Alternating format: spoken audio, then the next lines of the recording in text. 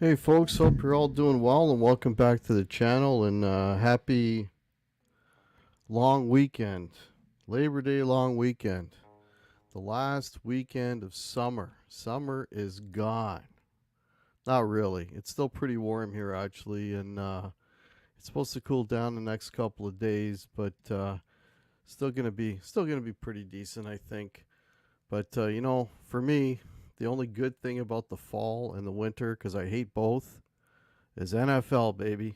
NFL starts next Thursday, and I cannot wait. And my Eagles' first game is Friday, and for whatever reason, they're actually playing in Brazil. So hopefully, I can catch that game somehow, some way. It'll be televised. I think it's an evening game, so Friday night. Hopefully, I can catch that. But we got Mitch in here so far. Hey, Mitch, how you doing? There's Mr. Music. I'm doing all right, Mr. Music. How are you? Hope everybody's doing well. Hope everybody had a pretty decent summer. Just move the chair up here a little bit. Yeah, so I usually do these once a month. And Daniel Newberry, how are you, man? Nice to see you. Yeah, I usually do these once a month, and man, we've been the bar band is busy as freaking hell. Like this is like the only weekend that I've had available, that I'm not playing a show. I'm not playing a show tonight. I actually have 2 weeks off, and then we start up again in September, and then we got shows in November and December and New Year's Eve and all that good stuff. But I'm not complaining, man. It's for me, it's an absolute blessing to be as old as I am. I'm going to be 58 in about a month or so. And the fact that I can still go out there and I still have the physical abilities to go out there and still play a 3-4 hour show and have people enjoy it. That's a blessing, and it's something that I don't take lightly. There's Alan. How are you?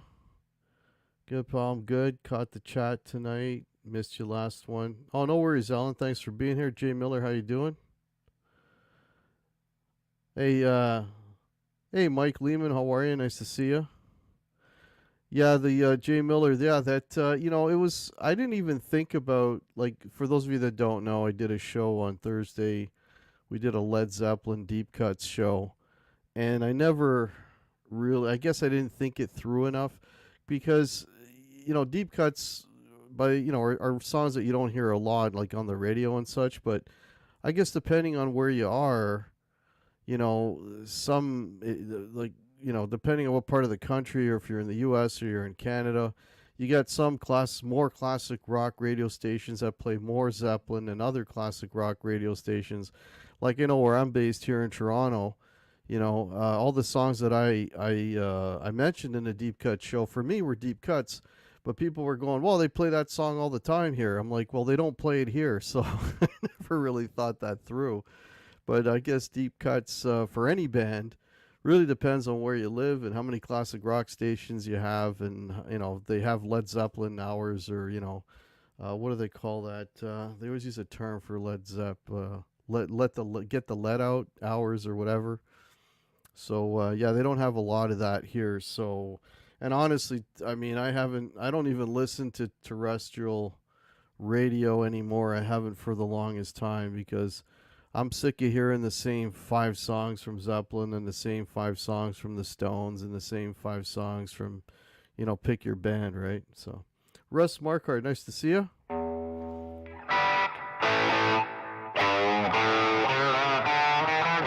Like, that wouldn't be a deep cut because they play Heartbreaker all the time. They play.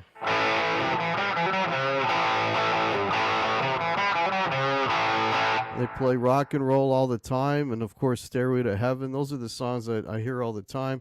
The odd time you might hear Jamaica. The odd time you might hear.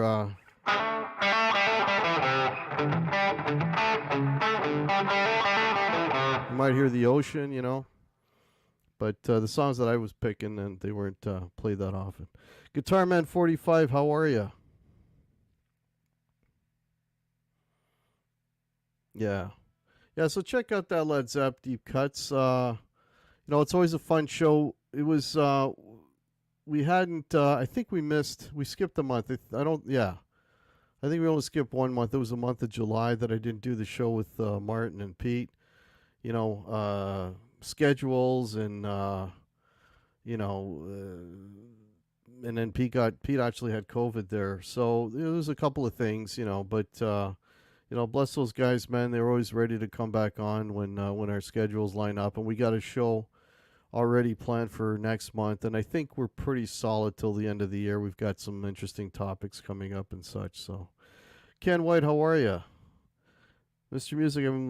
I was listening to the live Led Zepp CDs. Have the deluxe song remains the same. Album is epic. Yeah, I think I mentioned it during the show, Mr. Music. And if you've been listening to it more recently, what's is it? Is it the whole lot of love that they do that extended jam, and then they start doing that rockabilly thing. I got to get that boy, got to get that boy. I think that's in. Anyways, I love that bit. That whole jam that they do, that extended bit, is absolutely amazing. Amazing. And Page is just. The guy's such a friggin' encyclopedia of riffs and influences. And he's like my favorite guitar player, right? Ken White, how you doing? Surprised no one picked Four Sticks. Yeah. Yeah, that seems to be the poor relation of that album. Yeah, that's the one song that they didn't play to death off that record. Yeah. Daniel Newberry, how do you, Pete, and Martin decide on show ideas?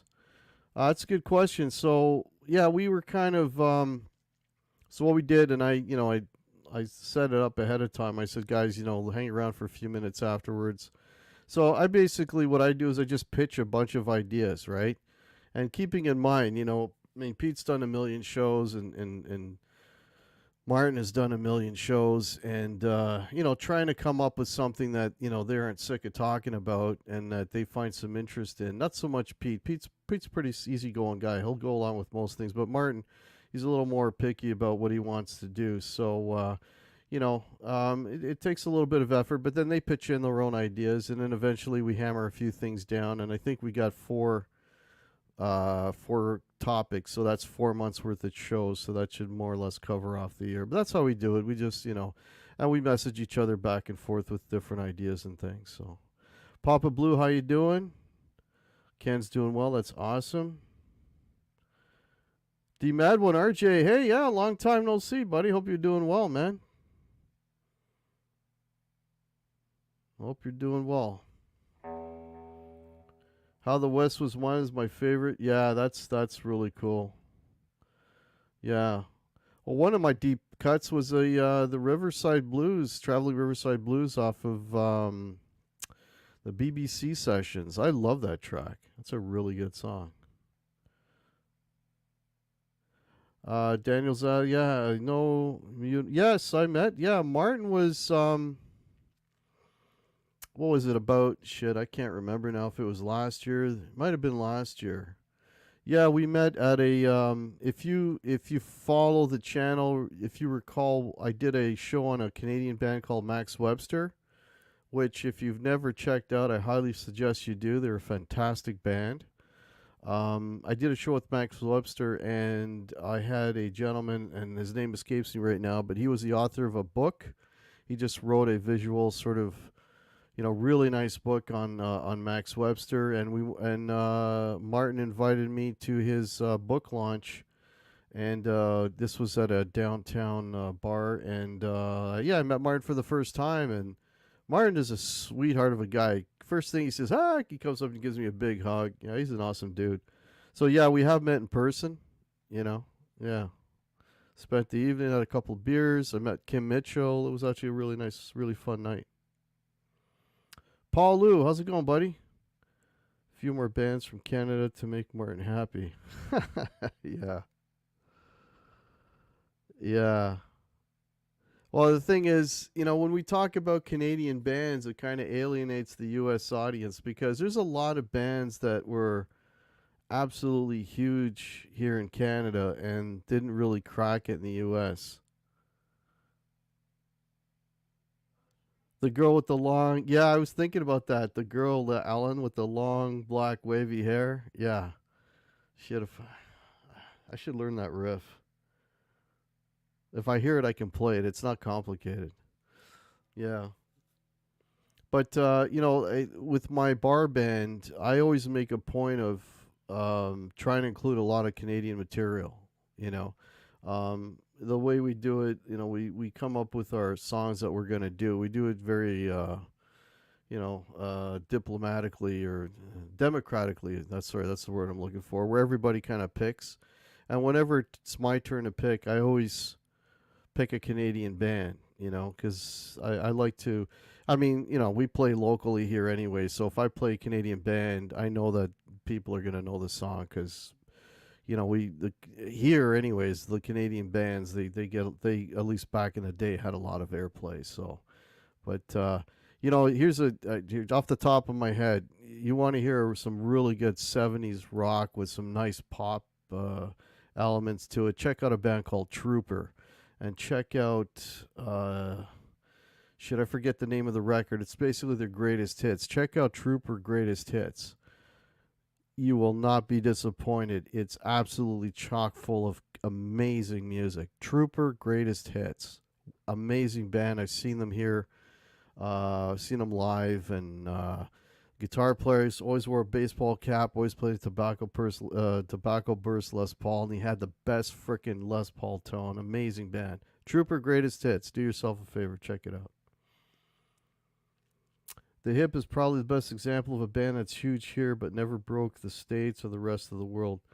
I was never a big Hip fan, Daniel, and probably the reason for that was it really got shoved down our throats here. It was like, it was constantly on. It's like, man, I don't need to hear,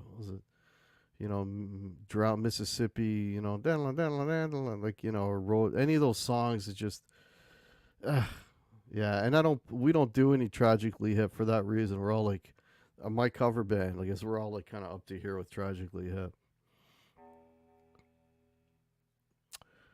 Sure, but Canada has had a ton of tremendous bands dating back to the 60s. Oh, yeah. Yeah. Well, the first big Canadian band that broke international was the Guess Who, right? And the Guess Who, launched Randy Bachman. It launched Burton Cummings, and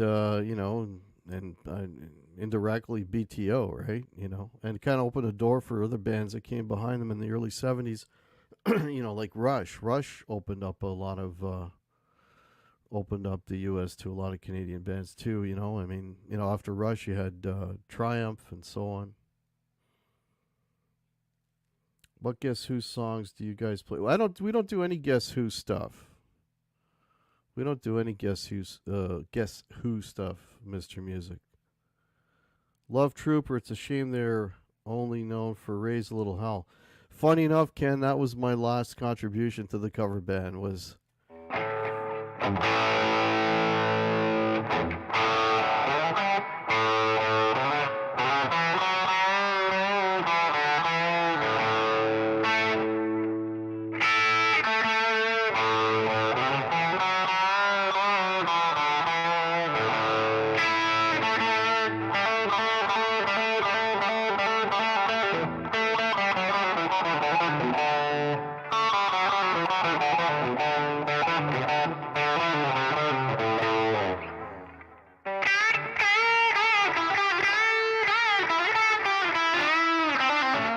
that's the solo, kind of half baked.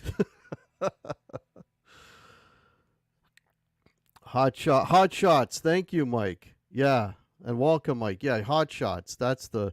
Yeah, it's got the bullet holes on the cover with the bullseye. Yeah, that's the one you want to look at. Buckeye Punchy, won't be long. You'll be smoking cigars in the woodshed again. That is true, and welcome. Buckeye Punchy. Were you something? What was your earlier? That's a new name, but I'm sure you were. You went under another name. If you know that fact about about me and this channel, yeah. Boys in the bright white sports cars. Yeah.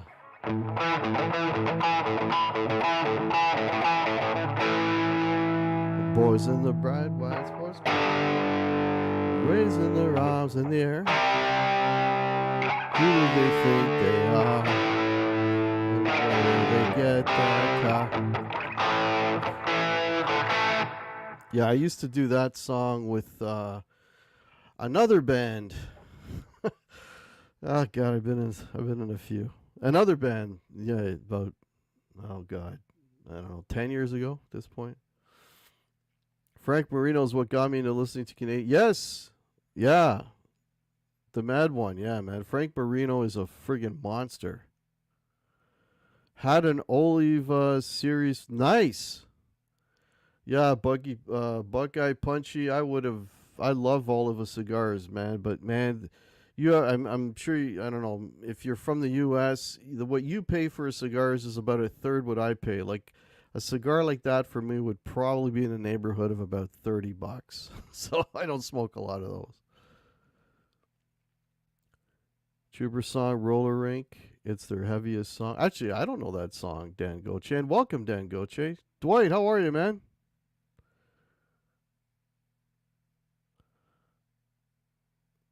Metallica, BTO, Roller Rink. Oh man, so you got. I'm gonna be listening to that. Ken and Dan. What would be your daily smoke? I just. I'm actually when I'm done this show, I'm gonna go out and finish it. I was just having an Alec Bradley Blind Faith. I don't have a real go-to. I really like mixing it up, Buckeye. I don't. There's not one cigar that I smoke every day. I like a lot of Rockies. I like a lot of Alec Bradleys. That's really what I smoke mainly is one or the other. You know, and then I throw in some bundle cigars because again, cigars here are really expensive. You know, I like there's some AJ Fernandez that I like. I had a New World Cameroon, the box press, which was amazing. I had that on Friday. You know, I try to like I keep try to. I don't like to spend more than $20 a cigar because I think it's just ridiculous if you got to spend that much for a cigar. Whereas in the U.S., a $20 cigar here would probably cost you guys about $5. So, who do you think is the better guitarist, Lifeson or Bachman? That's a really good question, Daniel. You know, it's um, I don't know. It's like those two guys are so different. It's like apples and oranges, right? I mean, I really love Randy Bachman. I love the jazzy stuff that he throws in. One of for me, the thing that makes like some of those BTO songs really cool is those little jazz sprinklings he puts into some songs, like in the outros and such. You know, Blue Collar, which is like pretty much just a jazz tune. I love that stuff, but then man, Alex has got a way of just even when they were keyboard heavy, he just has this way of composing these really nice parts, that kind of fit in there. And some of his solos are just so emotive and beautiful. I don't know. I can't really say. I mean, and I love both bands, right? But I mean, obviously Rush has a much bigger catalog, so yeah, that's hard to say. On the debut Trooper record. Okay, Dan, I'm gonna check that out, man. Gonna check that out. General Hand Grenade, there's another catchy song. We're here for a good time, not a long time. There's another good song. I mean, that Hot Shots record, I mean, that is just chock full of killer catchy songs, man. Just killer. Check that out, folks. US folks, go on YouTube. Trooper, Hot Shots. You won't regret it. Really good music. Yeah, good to see you too, Dwight.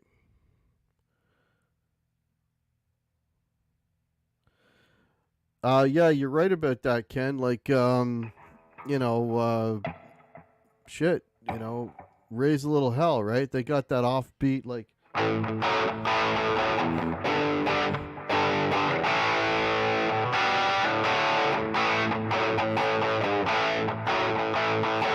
a little hell, raise a little hell, raise a little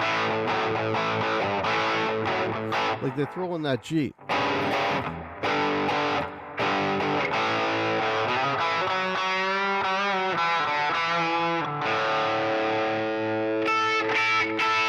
gonna fuck up that solo.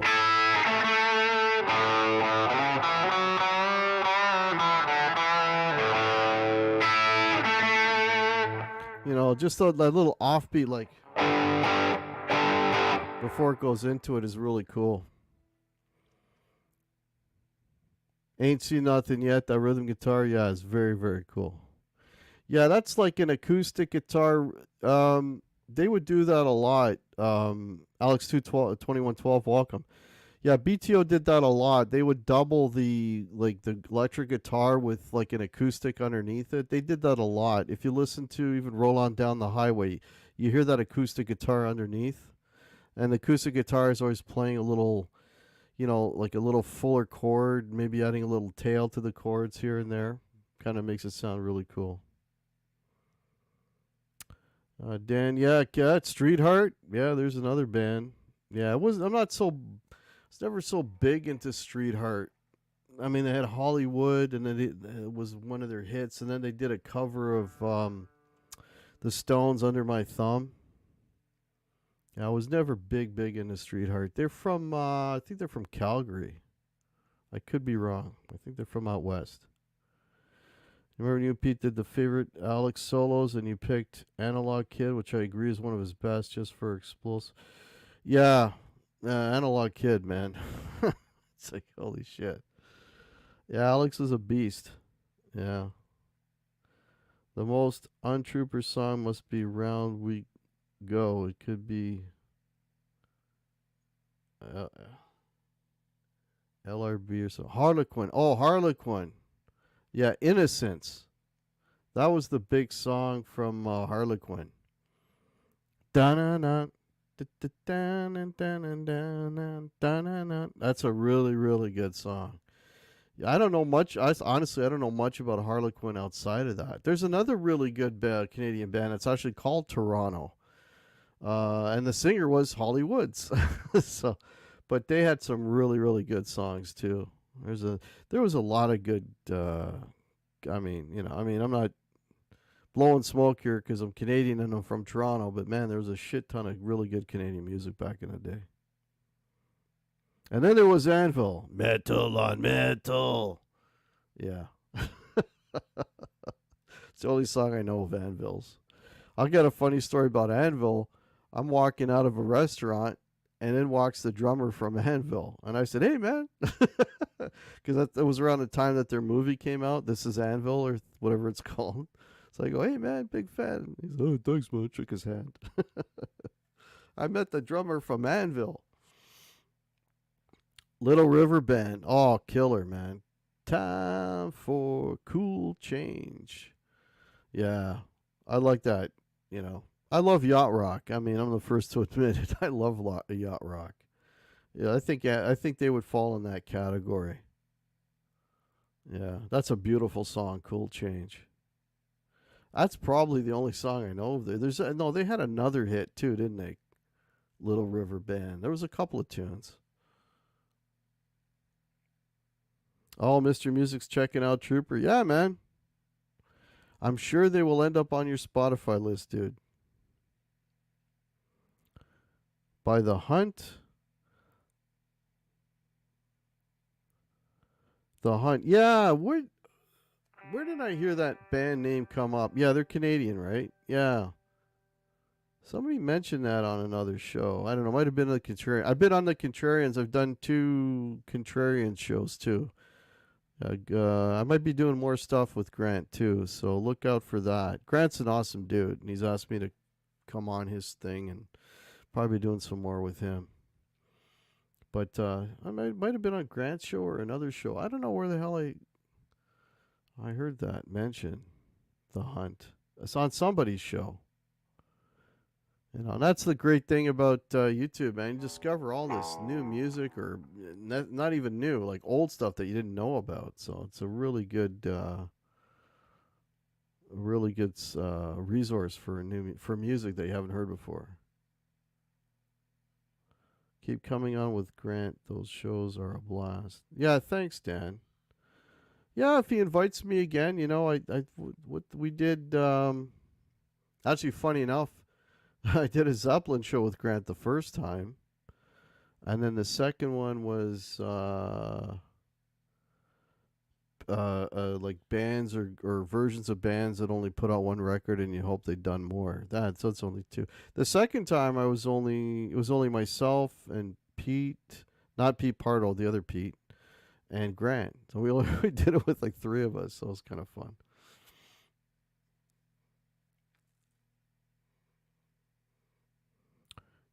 I love Grant's Warehouse. Yeah. Yeah, I just found out about Grant's Warehouse. Yeah. Yeah, we'll see. It's been nice. I mean, I'm really appreciative. I mean, I looked at the comments on Grants, and there's a couple of people that knew me from, I guess, this channel, or well, it must be this channel because what other channel do I have?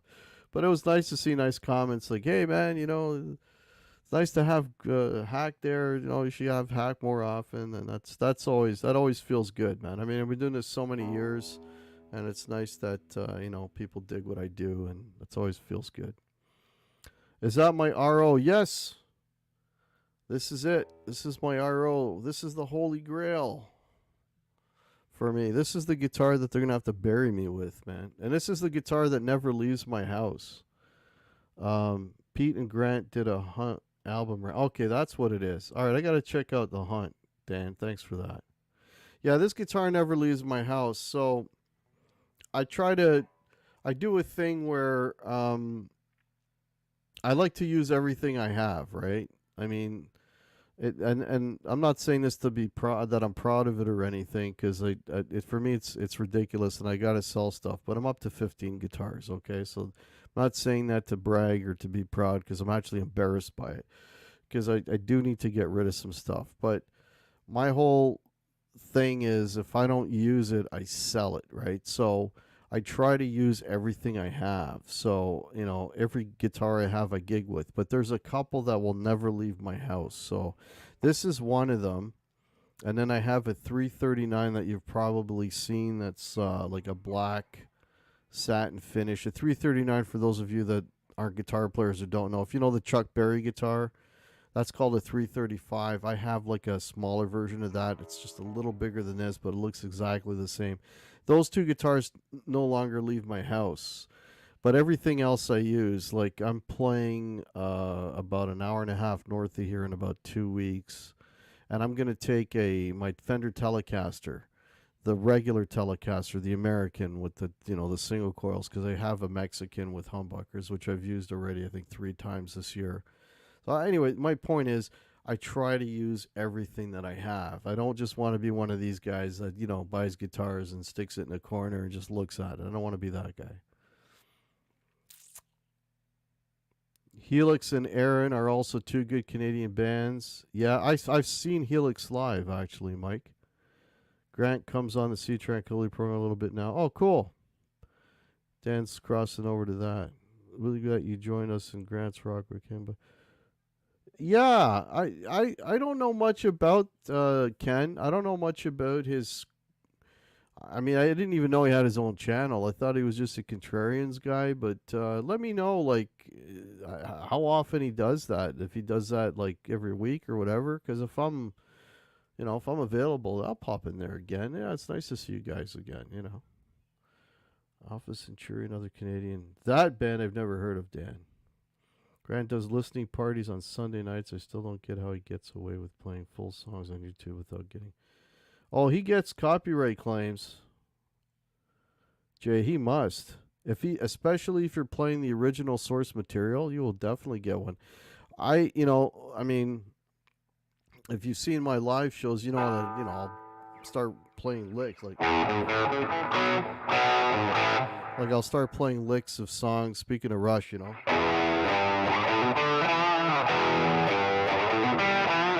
I heard that on my Spotify earlier today.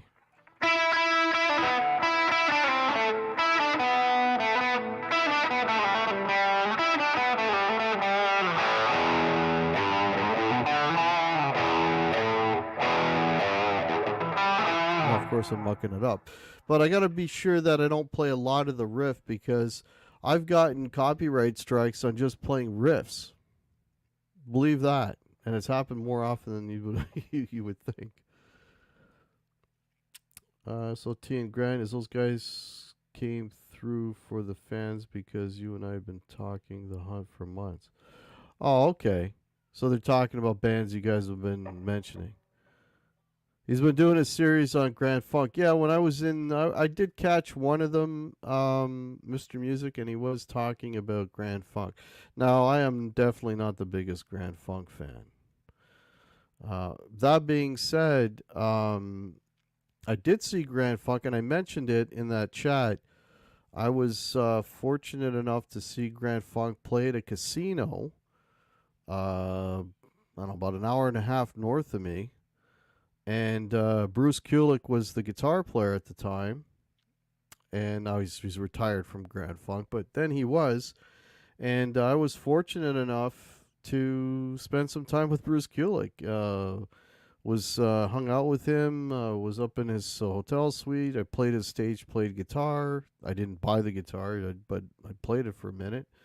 And we had something to eat, and then I went. Then I saw play the show, and then afterwards in the bar we hung out for a bit. Bruce Kulick is an awesome dude, really nice guy.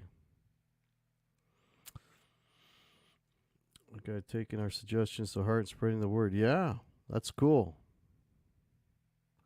Hugely underrated guitarist, Daniel. Yeah. In the pantheon of guitar players that Kiss has had, now, okay, every time I do one of these, it turns into a Kiss show, but I'm going to keep this short. Okay. So, who they had, right? They started off with Ace, then they went to Vinny, Mark St. John for a minute, and then they went to Bruce, and then they ended with Tommy Thayer. All right. Those are the five. So if I was to pick my favorite Kiss guitar players, Ace Frehley, because he's Ace Frehley and he was the original guy, so he's my number one. But my number two is Bruce, man. I'll take Bruce over the rest of them.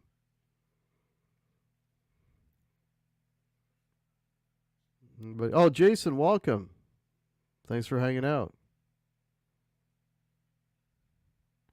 His work on the '80s Kiss stuff. Oh yeah, I mean the solo to Forever. I mean, come on, you know. Or not Who Wants to Be Lonely. What was that song? Shit. Oh man, Million to One. That's it. Yeah, it was great. Great solos on those songs. How about a cold gin riff?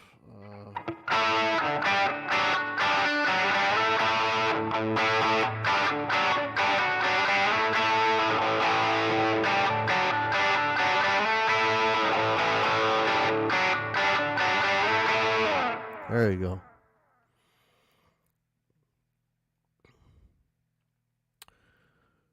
Dan is asking what's my favorite Van Halen album. Yeah, we did a Van Halen ranking a while ago. And my favorite record is Women and Children First, which is probably contrarian. But there's a reason for it, right? It was the first Van Halen record I ever bought. And it just, it just kind of takes me back, right? Yeah, there might be other Van Halen records, like Fair Warnings, would probably be my. I'm trying to remember my ranking when we did the show. I like 1984 a lot. I like Fair Warning a lot. Women and Children First a lot. I mean, and I don't want to stir the pot here, but I'm definitely more of a Dave guy than I am a Sammy guy. So I think probably my top five are probably all Dave records, right? And then the first album, yeah. But I think Women and Children First. I mean, I'm telling. Of all the here's an interesting tidbit. Of all the ranking shows that I've done, album ranking shows I've done, and I've done. I think we're actually Pete was asking me how many years. I think three. Maybe we've done 3 years. We may have been doing 4 years of shows with Pete and Martin. And of all the shows that we've done, the Van Halen show has been the most watched ranking show. Period. Beat out Black Sabbath. Beat out all the heavy hitters. Zeppelin. Priest. It's been Van Halen. That's been the most watched ranking show I've ever done.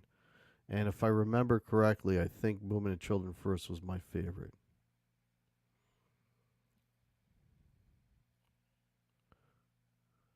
Jay Miller's looking for The Hunt on Spotify. Can anybody help him out? Saw the Revenge tour in Minneapolis. Bruce is a great. Alex 2112. I've seen 90. I'm gonna say 95% of every Kiss tour, but that's one tour I didn't see because the same night they were playing here, I was playing a gig, so I did not see that tour, and I wish I'd had. But that's like one of the tours I did not get to.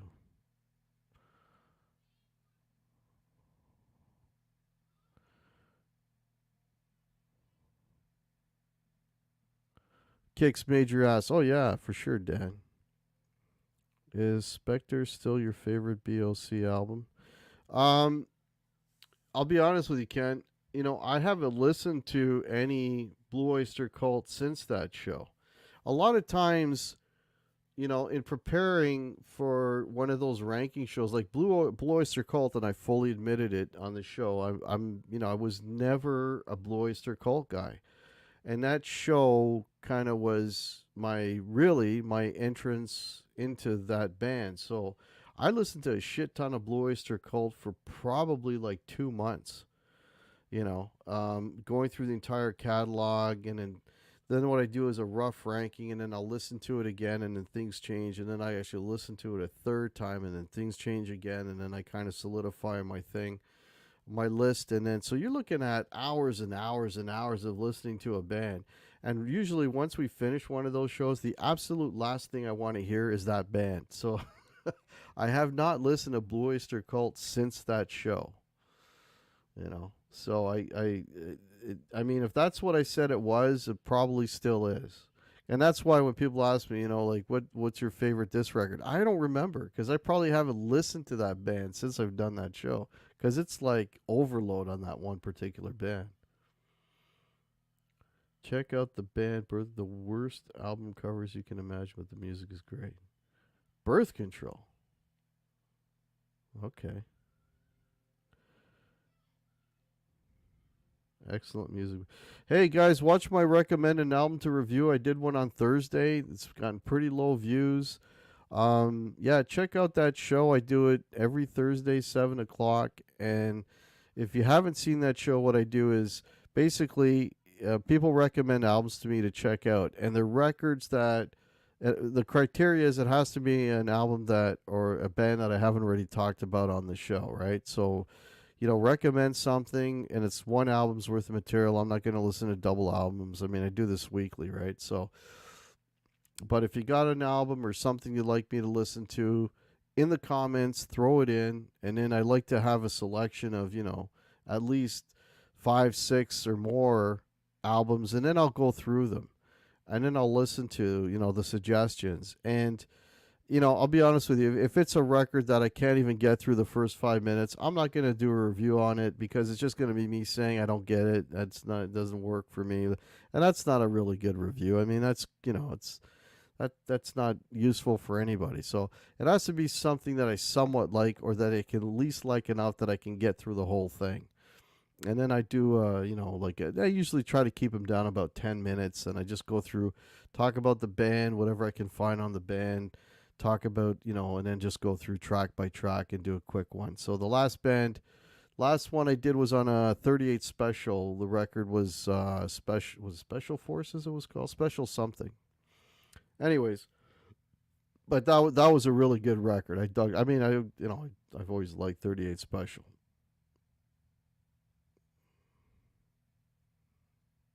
Hey Spencer, how are you, buddy? Hope you're feeling well, man. Hope you're getting back on track, man. Hope you're going to be out there gigging soon. Were you buying Rat, Twisted Sister, and the hair metal band? Um, I was never a big Twisted Sister guy. Never huge into Twisted Sister. Rat was more my speed. The grunge stuff, the first grunge album I really got into was Pearl Jam 10. That was like the first one.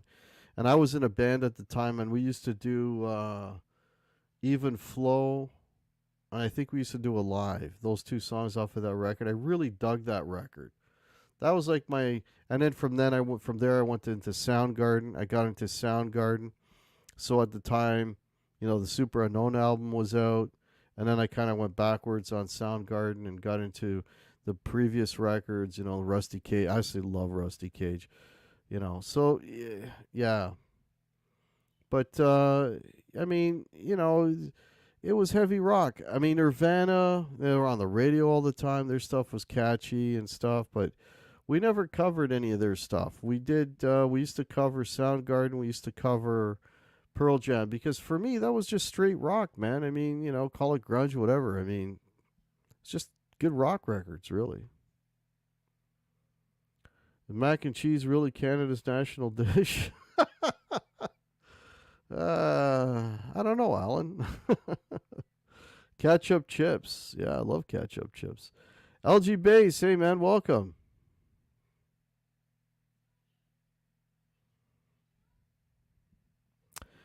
Molly Hatchet, their 38 special for me. Molly Hatchet. Yeah, when I did that 38 special show, I didn't realize that I didn't know anything about 38 special other than what I'd heard on the radio. But I didn't realize that the singer was Ronnie Van Zant's brother. You know, and that they were basically sort of the younger version of Leonard Skinner. So that was interesting to learn about that. But was it Jeff Carlisi, the guitar player in that band? One thing I remember about that band is that guitar player was just like one of these tasty guys that just played the right stuff at the right time. I mean, the guy wasn't, playing, anything super flashy or whatever, but it was just the right stuff. And I've always kind of leaned more to those types of guitar players. I'm not into like the fancy technical stuff. It's weird because when I really started playing guitar, I should be a Van Halen guy because that was my age at the time to start playing guitar. But I never really gravitated to those guys. I was always more of the '70s guys. I was trying to play like Ace Frehley, or oh, now I'm drawing a blank, or Jimmy Page, or these guys. Those were the guys that I wanted to sound like. I didn't want to sound like these flashy '80s guys.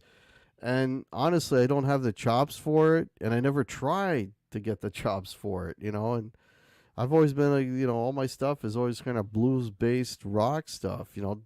Sabbath, Tony Iommi, like those are my guys, not '80s guys. My guys are '70s guys, which sounds weird, but that's just the music I gravitated to, and that's the guitar playing the style that I wanted to play. Early Rush, that kind of stuff. Uh, oh, that's awesome, Spencer. Getting back with the band. That's awesome, dude. Love D. Snyder and Widowmaker way better than Sister. Yeah, even that Stay Hungry record, which was their big record. I mean, a buddy of mine bought that, and I listened to it. I'm like, we're not gonna take it. I mean, come on. It just didn't do it for me, man. It just didn't. Urge Overkill, don't really not familiar with them. Monster Magnet, more familiar with them because I did get some radio play. Yeah, I did. What's that Monster Magnet song that was on the radio? Don't it had like a swampy blues vibe to it. I don't remember the name of the song, but that was kind of cool. Not real familiar with that with Monster Magnet outside of what the songs that I'm whatever got radio play.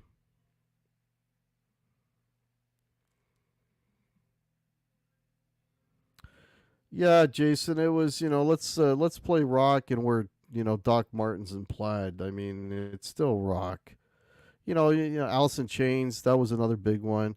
Alice in Chains, I can take in small doses. But I could not. I don't think I could sit through a whole Alice in Chains record. It's like I'll be slashing my wrist by the end of it. It's just it's just too much of the same thing, right? But select songs here and there. I really dug Alice in Chains, but what's Alice in Chains, man? It's like Doom. It's Sabbath stuff, right? So you know, I can listen to a whole Sabbath record because there's variety there. But yeah, it's just rock. What's a '70s '80s band that everyone else seems to love, but that you've never been able to get into? '70s '80s band. Um, Pink Floyd. Outside of the hits, I don't really care. Yeah, probably be Pink Floyd. Sean Zimmerman, welcome, man. Hope you're doing well too, man. Long time no see. Going to Green High Tides by the Outlaws. No, Dan. No, no. I've never done any Southern rock stuff. Never played any Southern rock stuff. I mean, I do like Skinnerd and, like I said, 38 Special and that sort of thing, but I never covered any of their stuff. Mark's Gas Station, welcome. Tad? I never heard of Tad, Ken.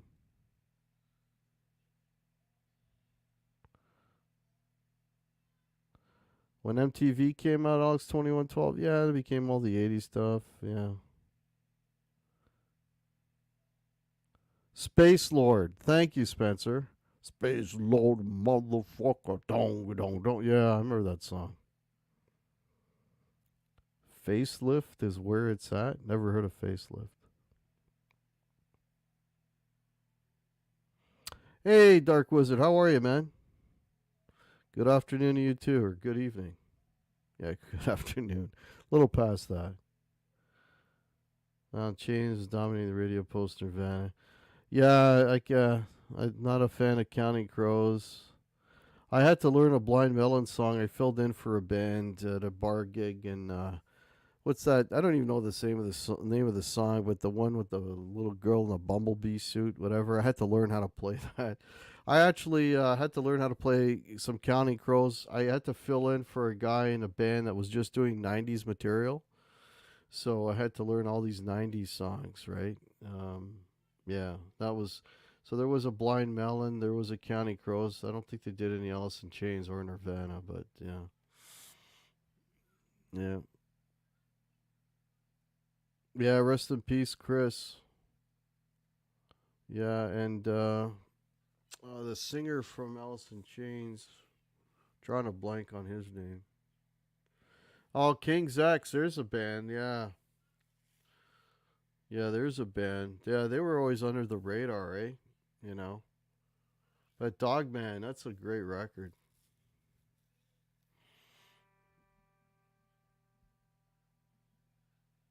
Any thoughts on Oasis reunion? I sense that you're probably not a fan.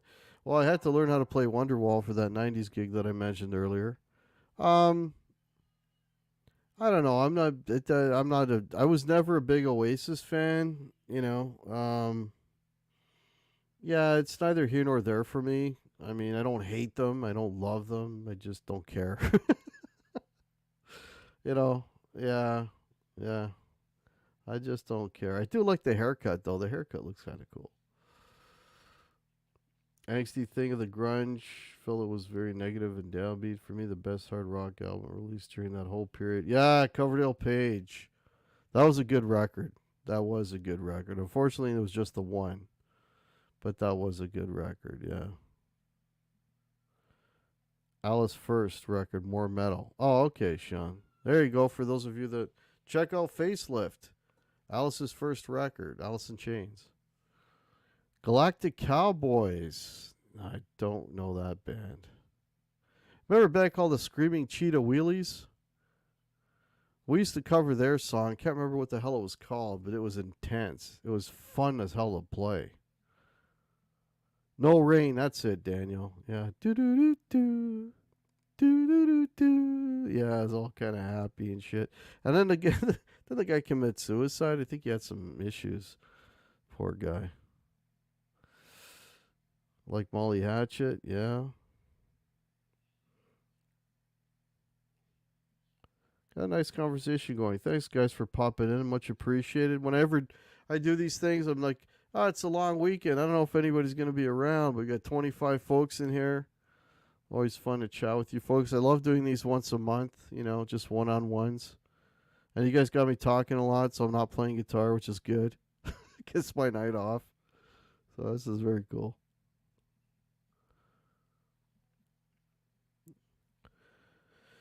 Yeah, that Oasis thing. I mean, I heard today they were selling tickets for like $8,000 a seat or something, right? Off the second, the reselling, websites, the resale websites. So I don't know. I won't be there.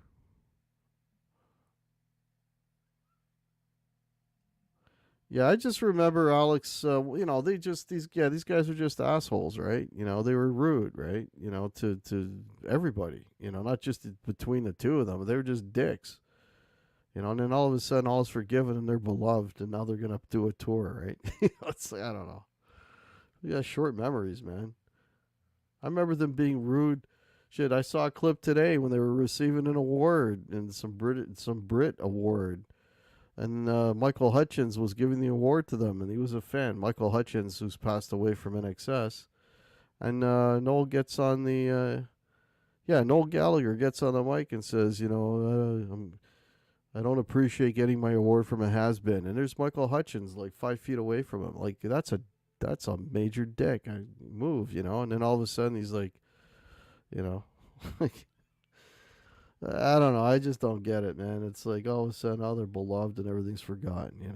Yeah, I'll just stop talking. Can you play the absolute? Oh man, you know what? I love that riff, dude. I love that riff. The dunkin' dunkin' the down, dunkin' dunkin' the down, dunkin' dunkin' the down, dunkin' dunkin' the down. Oh man.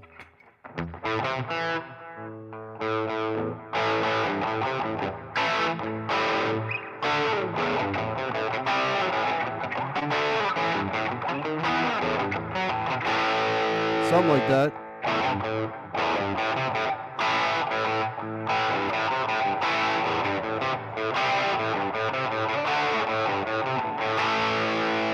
Something like that. Love that riff, man. Love that riff, Alan.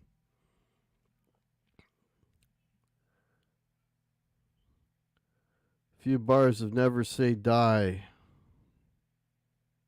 No, I don't know that one at all. It's like it's just big power chords, right? Yeah, I don't know. I'd have to listen to it. I mean, you want some Sabbath?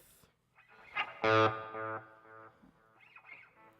mean, most of the Sabbath I know is Dio Sabbath, but I know this one from Ozzy period.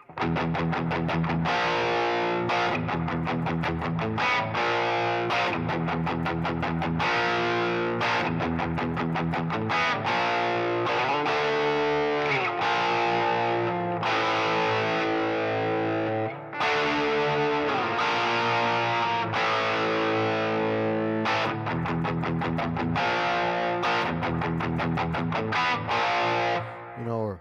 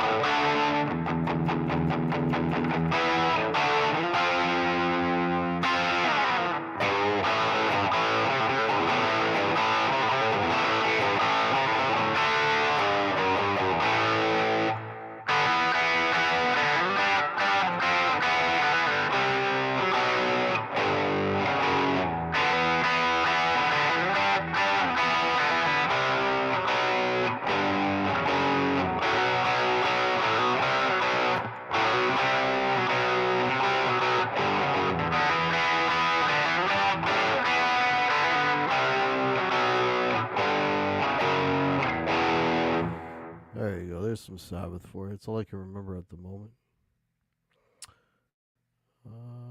Maybe they grew up, Sean. Yeah. Well, hopefully they have. They're my age now. It's all about money. Jason, everything's about money. Look at Kiss. Those guys literally went until they could no longer go. That's crazy. Screaming Blue Messiahs. Not the Screaming Cheetah Wheelies, Ken? They'll be broken up again by the end of the weekend. Yeah, maybe. Oh, Collective Soul. Yeah. Oh, shit. How's it?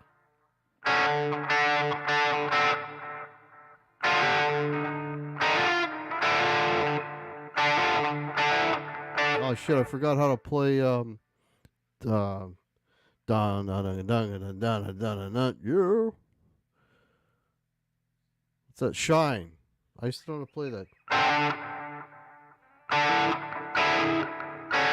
Oh shit! I forgot how to play it. I used to know how to play Shine. That was a good song. All the bar bands used to play Shine back in the day. Can't believe I totally blacked out on Shine. Thank you, Dark Wizard. I'm playing pretty shitty today. Am I playing through my Marshall? Alex 2112. This is what I'm using. You can see that. That is and I did a video on it. That is a Pod Express. It's really cheap and it's really good. I'm literally playing this straight into my audio interface, so there's no effects. It's just this thing. Yeah.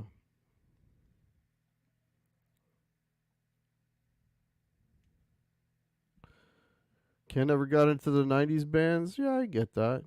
You know what was weird is one of my favorite bands that came up at that time was Extreme. And the Extreme just showed up 10 years too late, man, because Extreme came out in the mid 80s. You know, Nuno was the right kind of guitar player for the time. He's one of the few 80s guys, guitar player wise, that I really, really dig. You know, because as technical as he is so goddamn musical that it's just sick. Sick. Symptom of the Universe, yeah. I think you were thinking of Automatic Blues by the Cult. Oh, I was. I'm sorry, Alan. Yeah, shit. Yeah, I was thinking of Automatic Blues by the Cult. You're absolutely right. I apologize. Mob Rules. Symptom of the Universe. Country Girl is so underrated. Yes, I love Country Girl. How about Burn? I should know how to play Burn, right? But the thing is, I got to hear the songs in my head. If they don't come into my head, then I can't play them. If they're simple enough and I hear them in my head, I can usually find the notes. But if I can't hear them in my head, you know, right?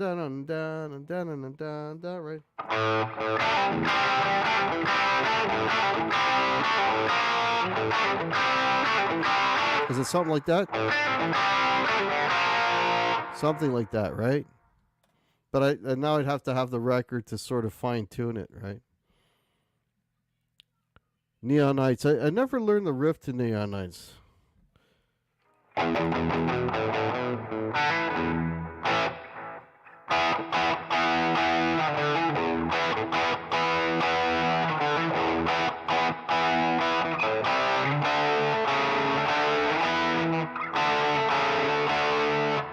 know. I gotta.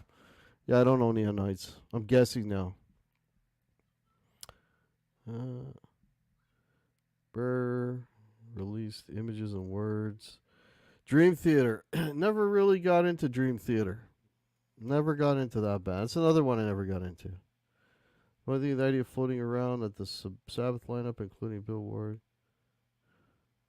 Yeah, they were talking about that on the Friday show with Martin and Pete. I don't see that happening. I don't think Ozzy, more Ozzy than Bill, is physically capable of doing an entire concert, you know, like a 90-minute show.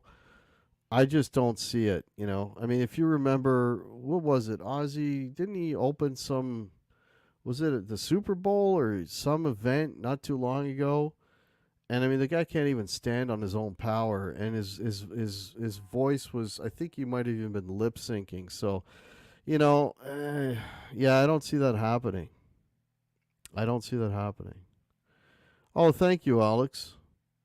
Alex, if you're interested, I got a whole playlist of me playing live shows. So it's on my channel.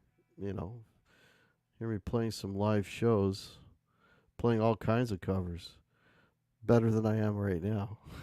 You know, and most of those videos I still had long hair and I was thinner, up to 200 pounds. I don't know what happened. One of the Kiss, yeah, one of the best honest AI. That's right. Strangleholds. How's that go again?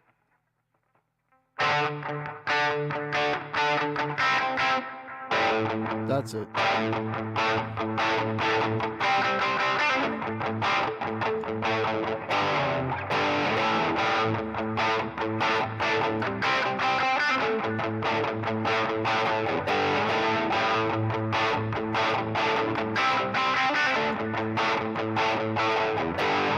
There you go.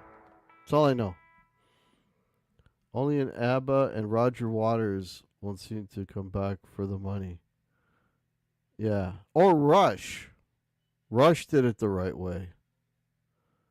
Nuno is a beast, and Nuno is Portuguese. Yes. Nuno's comes from an island next to the one my ancestors came from. Yeah, Ozzy's in rough shape.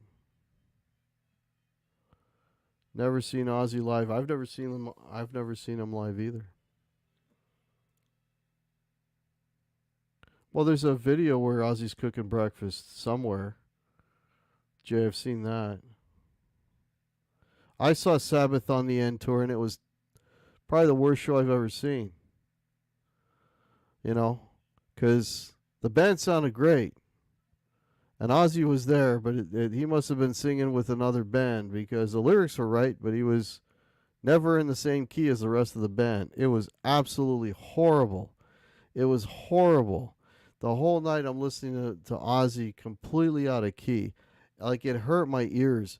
So the whole band was me trying to block out the vocals and just focus on my idol Tony Iommi and look at, him playing his, he was playing a white SG. And just focus on that and try to block out Ozzy because Ozzy totally ruined that show. And then at the end of it, they said, well, Ozzy's had a cold or whatever. Okay, if you have a cold, you won't hit the notes, but you'll still be in key. Okay? Like, come on. It was so disappointing, man. It was like, fuck, I finally get to see, because I've seen Sabbath with Dio, who is like, if you know me and you know this channel, you know how big a fan I am of Dio. And with Sabbath, for me, the best Dio version of Dio and the best version of Sabbath was those two records. I've said that a million times, and that's never going to change. So I finally get to see Sabbath with Ozzy, and he just absolutely shit on the whole thing. It was terrible. Alan, yes, the Azores, yes. Yeah, that's. I was born in Canada, but I'm first generation Azorean, or Canadian, I should say. Talking about his drug use of sloppy porn orange. Yeah. Decline of Western civilization. That's the one, Daniel. That's right. Yeah. All right, guys, we're at the hours, so hang out here for a couple more minutes. It's a beautiful night out there. I'd like to get out there and finish my cigar. My Alec Bradley blind faith for the gentleman who was a cigar smoker that was in here earlier. Yeah. So let me know if you have any other questions. So what's coming up on the channel? Well, we have that, again, the recommended album to review show. Every Thursday at 7 o'clock, I put those out. Once I hit 100 views, I'll put out the next one. And right now, the last one is nowhere near that. So go check that out. It's once a week. It's short videos. They're about 10 minutes long. I do that once a week. I've got another show lined up with Martin and Pete, and that will probably be like the last week of September. I think we picked the 26th. Don't quote me on that, but I think that's the date. But, I'll have it, have the event posted a couple days ahead of time. And it's going to be a real interesting topic, so check it out. Got some really good topics coming up to finish off the year. And, yeah, that's about it, if you're new to the channel, I think everybody in here has been around, so, I'm sure you're all already subscribed, which is cool. If you're not, please consider subscribing. Make sure you hit the like on the way out. That would be much appreciated. Check out my original music. I've got about 30 original songs. Most of them are, some pretty heavy hard rock songs, some very melodic stuff, a lot of instrumentals, but there's some vocal tracks in there as well. That would be very cool. If you check that out, I appreciate that. Want to help support the channel? The links are below. That's also much appreciated. And, yeah. And we will catch you guys, I guess, the next live stream of this, or if not sooner, it'll be with Pete and Martin. So, or check out my recommended album to review again every Thursday at 7 p.m. All right.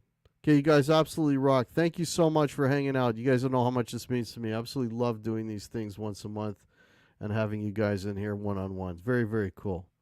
All right, guys, enjoy the rest of your long weekend. I'm going to finish my smoke. We'll see you next time. Cheers.